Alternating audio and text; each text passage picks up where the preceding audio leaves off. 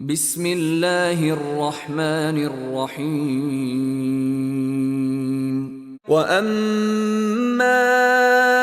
إذا ما ابتلاه فقدر عليه رزقه فيقول ربي أهانن كلا بل لا تكرمون اليتيم ولا تحاضون على طعام المسكين وتأكلون التراث أكلا لما وتحبون المال حبا جما كلا إذا دكت الأرض دكا دكا وجاء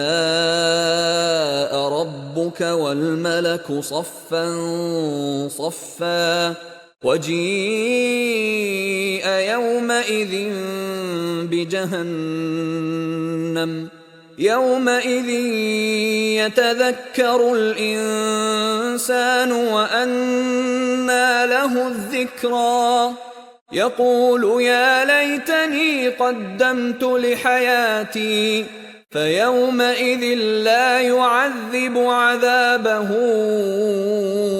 أحد ولا يوثق وثاقه أحد يا أيتها النفس المطمئنة ارجعي إلى ربك راضية مرضية فادخلي في عبادي وادخلي جنتي.